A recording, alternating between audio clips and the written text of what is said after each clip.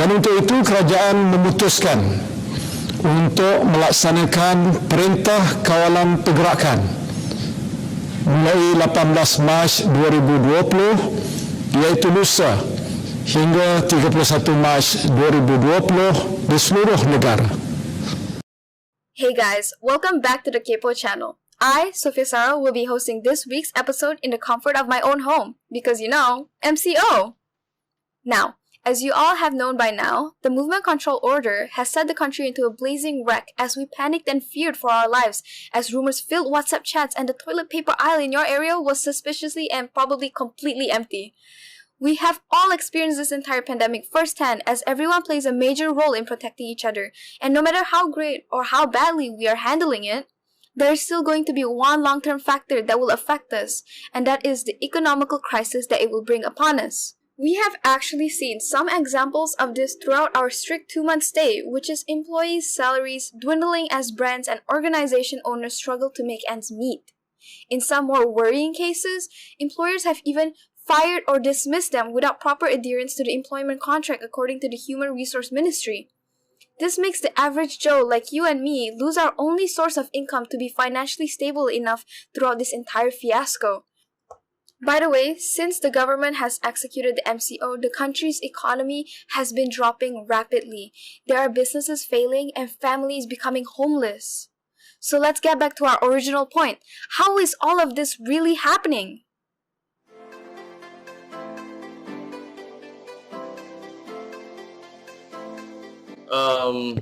Daily life in a sense of staying at home.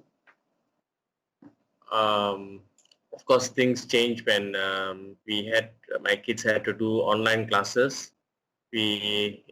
Some of them were not sure how to get into the online classes. We had to teach them, and daily life also we had to keep ourselves occupied, and exercise at home, find things to do, keep ourselves busy, read books. That basically was it. There was actually more expenses because everyone stayed at home, and I have 3 kids. So especially our food bill went up tremendously. And going out to buy the stuff also was difficult because we had to line up for 1 hour. By the time you get into the store and come out, it takes like 3 hours, and it's very tiring. And also financially, we had to spend a lot. The first month especially, we didn't realize how much we were spending, and by the time we actually calculated quite a bit on food, and then we had to reduce our expenses to as the lockdown kept on being extended. We realized that we had to cut down on a lot of things. Thank you, Mrs. Salendra, for your point. And as you can see, after hearing firsthand on the consumer's point of view and the difficulties our society suffered to pay their bills and to maintain a lifestyle they wish could go back to pre-pandemic. Now let's hear how it has affected our local small businesses. Rahman Actually, before this all the MCO happened, our business is a very good business. And once when they stopped doing the businesses for all the restaurants, then kita terpaksa nasib baiklah dalam SOP tu kita boleh berniaga tapi kita tak boleh bagi orang makan. Meaning you can sell whatever you want to sell it, but there's no dining kat situ lah. Tak boleh makan dengan keluarga, and beli pun you have to beli with the SOP.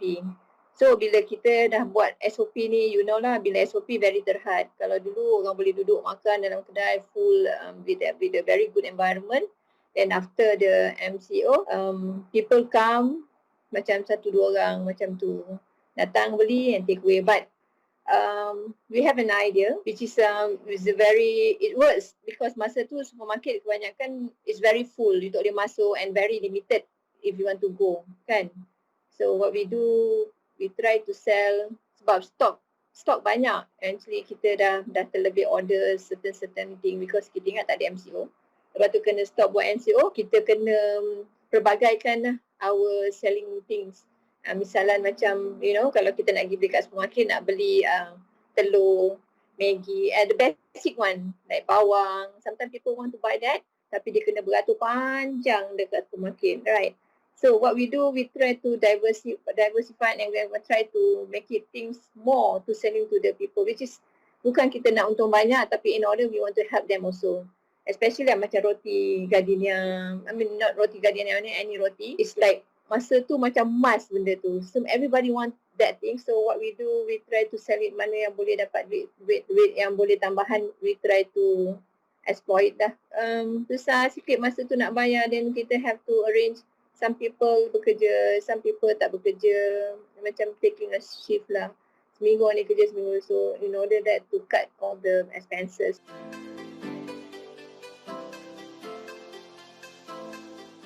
Paling susah masa MCO, I mean now dah okay sikit kan.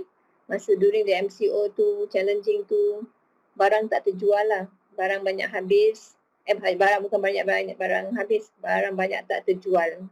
So banyak wasted. Tapi kalau tak buat nanti orang cari. Bila orang cari, bendanya tak ada. So bila orang nak cari, bendanya kita dah terlebih buat. So the biggest challenge tu, then customer pun tak datang sangat masa tu. So, everybody have the same problem.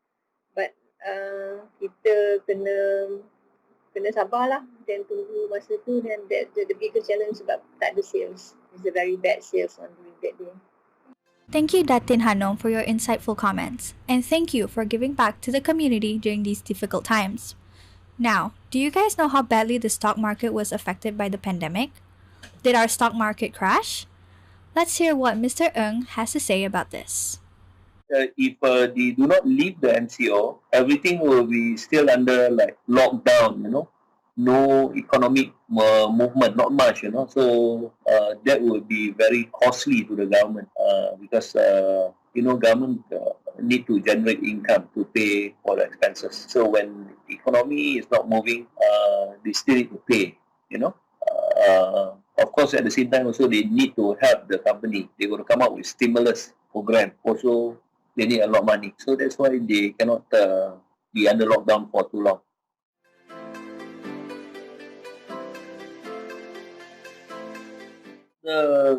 Our Prime Minister just revealed that if they want to have second lockdown, we might lose 2 billion a day. 2 billion a day. That might be exaggerated figure, but that is how big it is.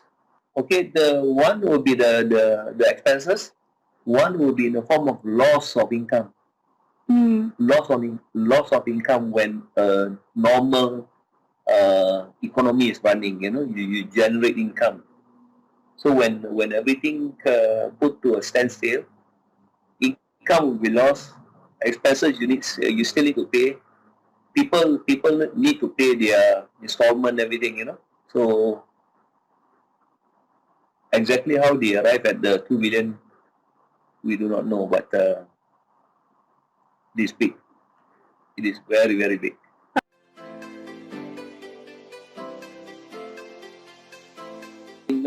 In America, what has happened is that as we all know, America is a big boss, big brother. They come up with a few stimulus program. In America, they will have this thing called QE. QE is quantitative easing, where the government sell bond. They print money and throw money into the economy. Okay, under Trump, what he do is that Trump is a businessman. So what he do is that if you follow America, he don't care about Corona so much. He only care about the stock market, Dow Jones they call it. So their index, their Nasdaq index is actually at new record high. Not low, okay? New record high. It came down when the pandemic started, but it had recovered, and that the tech sector, which is under Nasdaq, has broken new high, new record. In Malaysia, we have not fared badly also. Like I said earlier on, we are lucky because we have the glove industry. Malaysia is the epicenter of the glove industry, the glove making industry. Our glove making industry here before Corona was actually on the down.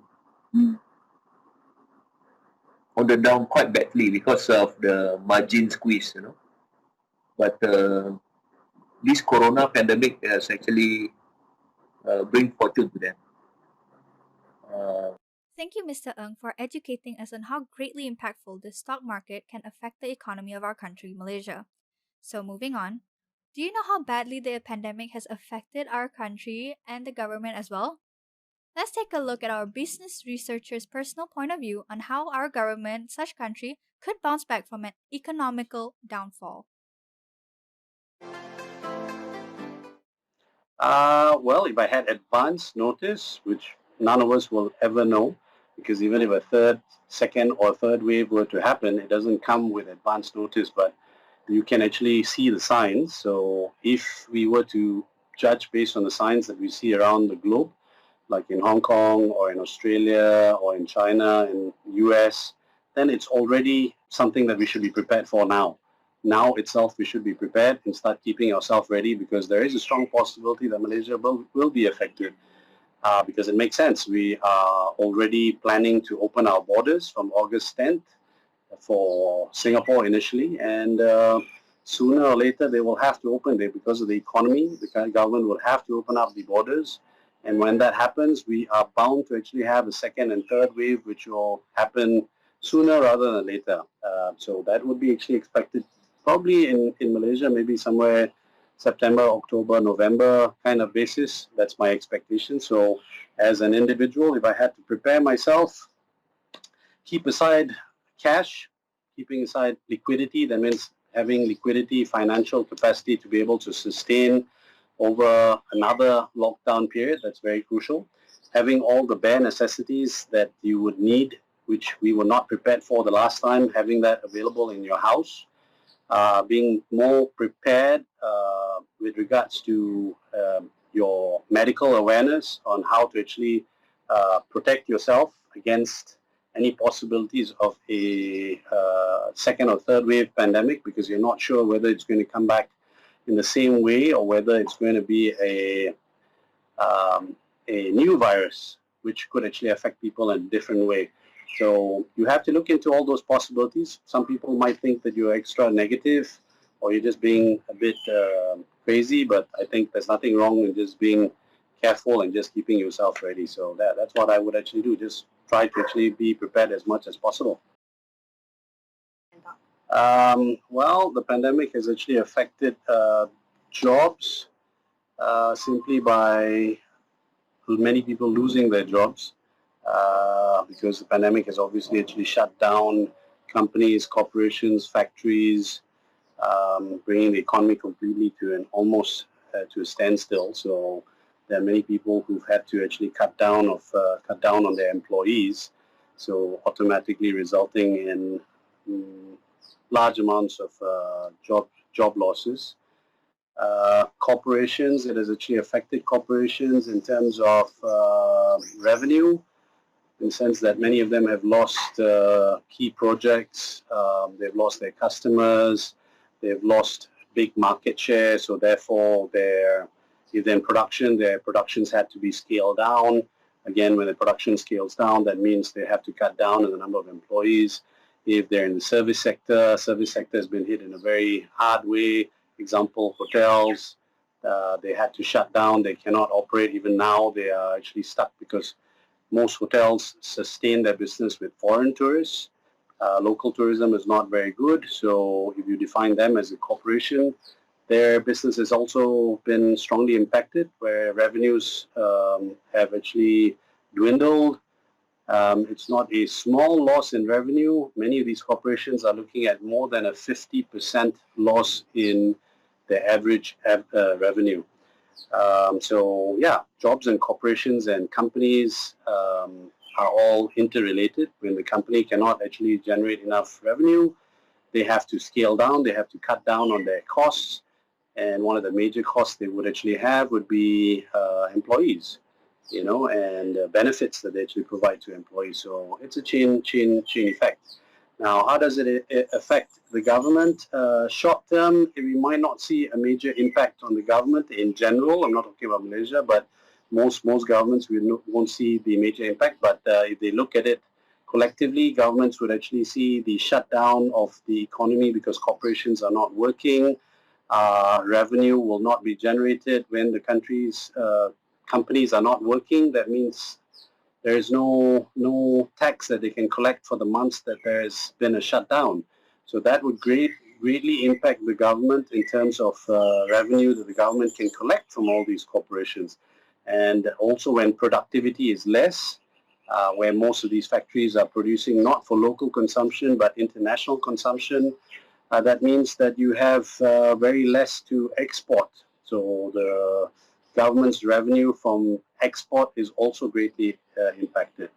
In Malaysia, there's a slightly different scenario because just before the pandemic, we had a change in the government.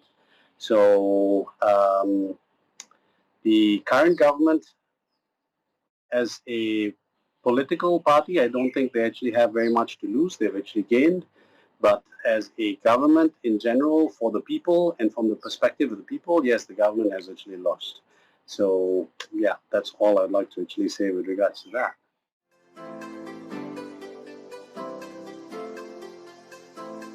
Country, the people, the government to bounce back, realistically, it'll take quite a considerable amount of time because 3 to 4 months of shutdown is equivalent to, in my opinion, 24 months time frame to turn around and to recover, because there are many things that needs to be looked into. When you have a gradual shutdown, it's very different from a sudden shutdown. What has actually happened with the pandemic, it's a sudden shutdown. Nobody was actually prepared.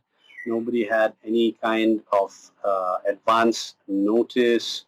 So there was no backup plan. For people, they did not have much to go by. The average person could not sustain themselves. And even up till now, most of them cannot sustain themselves. They've actually mostly used up whatever little savings that they have. From what you can actually see, a lot of people have actually started selling many things to be able to actually raise little monies that they can actually get by selling off things that they don't generally need all the time, like motorbikes, cars, some even to the extent of selling off their houses, businesses. So on a short-term basis, people have lost a lot of money over the 3 to 4 months period of time, to a point where they had to sell off things to raise money which they had taken maybe years to actually buy. Now, for you to recover, to be able to actually get back to the position where you were before, that means to be able to be in a position where you can buy back whatever that you sold, is going to take much longer than 24 months. And that's on the assumption that all these people are actually gainfully employed without a salary deduction and based on what they could actually earn before. So from a people's perspective, it could take much longer than 24 months for them to recover. From a company perspective, it all depends on supply and demand. Demand is currently not very high. Many people are still very careful with their spending. Number one, because they don't have the money. Number two, they're not sure about their future. Number three, there are many things which are still questionable with regards to the economy, the government, politics, and many things. So most people are very cautious with regards to the government. Government has to be very careful again because their revenue is actually from tax and collections from the people. When the people do not have money and they cannot earn, it directly impacts the government. So the government will not see that immediately because they still have funds from the revenues of the past years. But the pandemic has actually caused them huge amounts of cost, which is things which were never budgeted from the previous year's financial budget. So again, it actually would take at least about 24 months before the government can actually see a recovery. Thank you, Dato' Zari, for the very extensive yet informative explanation. My final question: If the pandemic worsens or were to happen again, what would you do differently to prepare? Business-wise, we were actually badly hit because ours was a service industry, and we could not. I could not face our customers. Actually, we run a school, so our clients could not send their children to school, to preschool, and because of that, they did not want to pay because we were not providing the service at that time. But we also had staff and overheads to pay. So we actually came up with a negotiation with the parents, with our clients, to say that could you bear half the cost, and we bear half the cost because our staff, our teachers still need to be paid. But even then, after even giving a 50% discount, there's quite a huge losses suffered within 1 month, 1.5 months. So if I knew about this earlier, I would have probably collected fees earlier or changed my terms and conditions, prepared better for it. General point of view, uh, I think the leader of the country has done quite well, where we do not need to add much for what we have done. Our result has been quite good, in terms of number of cases, number of death.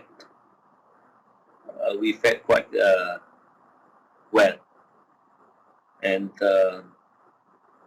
of late our cases has came down to single digit. Hopefully, in 2 weeks' time, we can break the chain to zero. The biggest mistake that we do kat restoran ni, because kita tak restoran, I mean the small business ni, kita biasalah, is a conventional punya business. Kalau I tahu, I will start with the apps, which is people can order from the internet or from the anything lah, food panda ke apa. Tapi kita nak bagi, sebab we don't have that capabilities macam masa during the maybe kalau kita ada tu, mungkin bisnes kita bertambah. And masa tu patutnya I dah start buat apps, everything, and hire the transporter or the delivery man to send them food. Because our place is surrounded is the housing area. Bila housing area tu kadang-kadang, lah MCO, you tak boleh keluar pada rumah kan. So, sometimes bukan kata dia lazy because of the pandemic.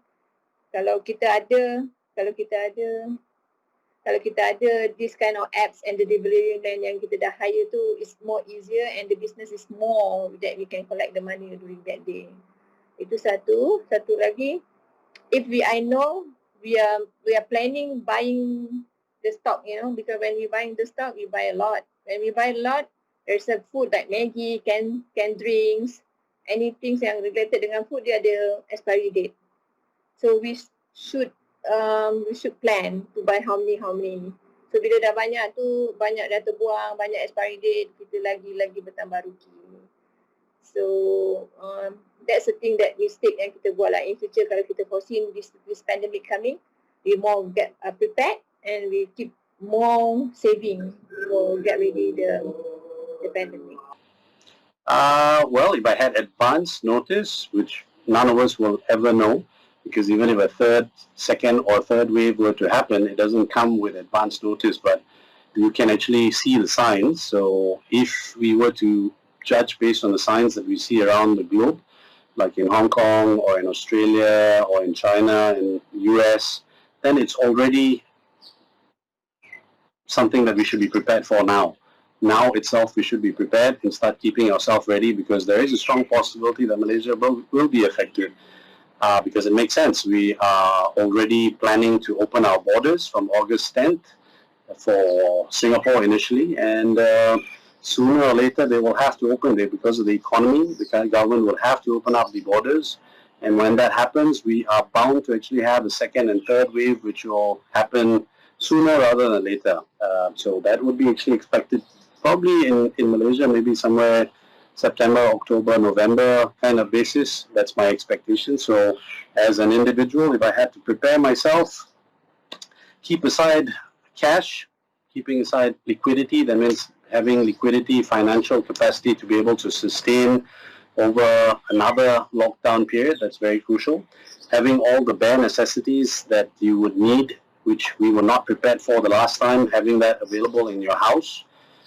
Being more prepared with regards to your medical awareness on how to actually protect yourself against any possibilities of a second or third wave pandemic, because you're not sure whether it's going to come back in the same way or whether it's going to be a new virus which could actually affect people in a different way.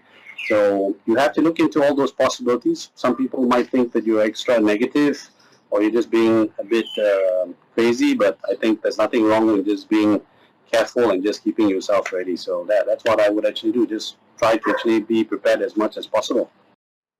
Isn't it crazy how much we didn't know about what's really going on out there instead of what's happening at home? We really hope today's episode taught you a thing or two about our economy and how it could have possibly crashed.